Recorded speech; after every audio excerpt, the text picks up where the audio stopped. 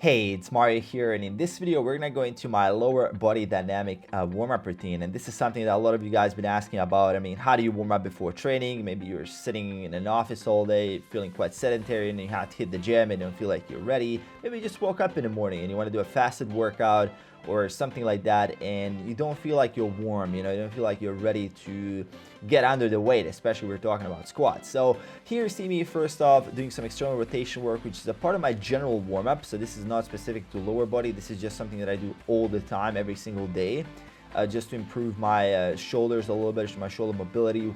And this is very, very helpful. Although my external rotation isn't that useful for a lower body day, it's still good to do these every single day if you're having issues with shoulders, which I find very, very helpful.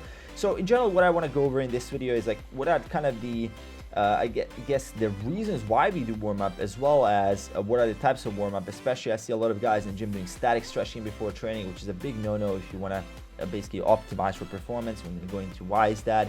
Also, you're gonna see me do dynamic stretching here as a part of my warm-up, and I'm gonna go into a little bit of why that's the most preferred way. So what are the goals of stretching? Well, what are the goals of warm-up in general? Well, the goals are to elevate your baseline oxygen consumption, your VO2. Then the goal is to increase your core body temperature, get your heart rate up, and as well as increase muscle stiffness, which has a really bad connotation to it. I mean, a lot of people think like, oh, I don't want my muscles to be stiff, I want them to be relaxed and things like that. So we're going to go into a little bit of the actual mechanism behind that and why we want to increase muscle stiffness and why is that helpful for strength goals and lifting heavy weights. So the warm-up typically can last between 15 let's say about 10 to 20 minutes, depending on which location you're in. If you're a super warm country and you're just warm and ready, you've been moving around all day, you can probably get away with less, even like 5 minutes. But I generally recommend doing about, let's say, about 10 minutes or so and above if you're in a colder country. So static stretching, why isn't it good? So looking at some of the fundamental studies, I mean, back in 2005, Nelson study, they looked at national level track team sprinters, 20-meter sprint performance, and they looked at what happens if you do static stretching before that, and they noticed that people took longer to finish the 20-meter sprint if they did static stretching before. Basically, their power was decreased. And even when they asked them before, what do you think, are you going to do better if you stretch? And they said yes. So they even had that psychological side, and that still didn't offset the benefit of that you would do, let's say, if you do dynamic stretching versus like the negative effect of static stretching. So basically they took longer to perform the sprint. And then another study, 2007, BAM, I mean, they tested 5 separate jumping tasks, and they basically confirmed that power will be lower if you do static stretching. Static stretching is like holding the stretch for like 20-30 seconds. You see a lot of guys in the gym doing this.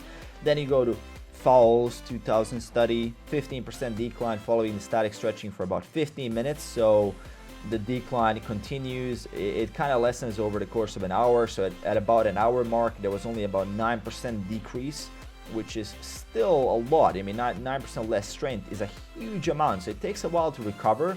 It's kind of an acute effect, but over time it recovers. And why is this? Like, what happens if you do static stretching? Basically, you're decreasing muscle stiffness.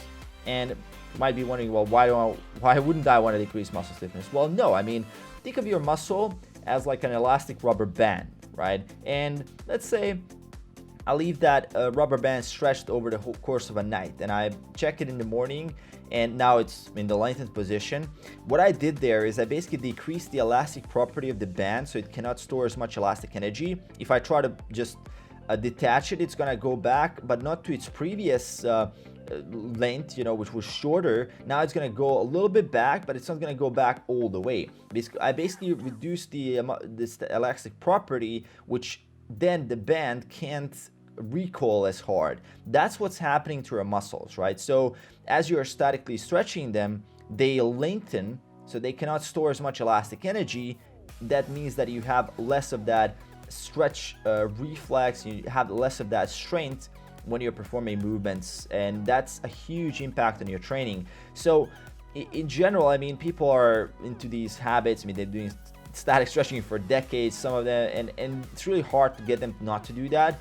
But in general, if you're looking to optimize your training results, you want to rely on dynamic stretching. So dynamic stretching, I mean, there's a lot of good studies on that as well. I mean, there's a strength study from 2005. They really saw a big difference when you incorporate dynamic stretching as opposite to no stretching and static stretching on leg extension power. So essentially you want to stay away from static stretching before training. As I said, it can last up like 10% decrease, 9-10% decrease within an hour, which is a huge decrease, right? And general muscle stiffness, I mean, when I say that, people often confuse that with range of motion. So they think range of motion is stiffness, which is definitely not the case.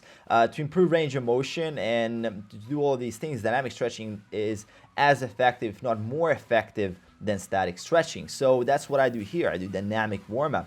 And it's more specific to training itself because it allows me to be explosive, train those motor units as well, and it will get my core temperature up more because it basically improves blood flow.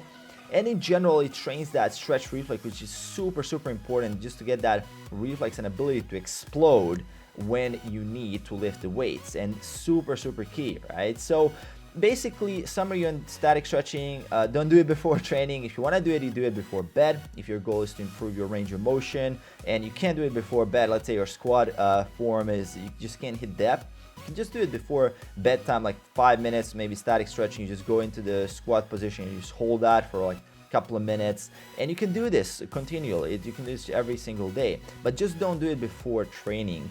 And aside from that, I mean, you guys see here, I do a lot of dynamic warm-up. I'm warming up my glutes. This is a very good warm-up if you have a resistance band in your gym. I would highly, highly recommend you doing that. In general, I mean, if you're interested in like injury prevention, there's not a lot of evidence on stretching and basically dynamic warm-up in general that will prevent injury, although I mean we could logically assume that it does, but the biggest factor is really to get you ready for training. And you're going to see here that I'm also incorporating a lot of warm-up sets as well before my squats. Let's say my squat is going to be 130 kilos or about 280, 90 pounds, and I'm gonna be doing a lot of warm-up sets by the time I get there just to get myself ready. So this is kind of my routine here. If you wanna just write it down, it's gonna be in the description below. It's well broken down for you guys that wanna do it. So the summary is basically do dynamic work, get yourself ready by increasing your core temperature, especially if you're doing fasted workouts in the morning.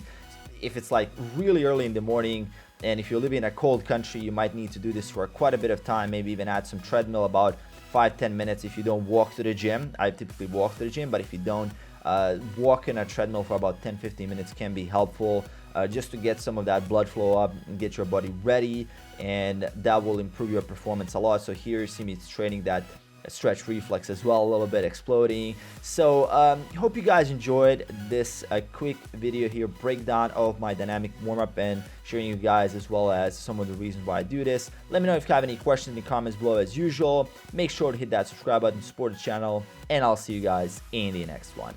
Peace.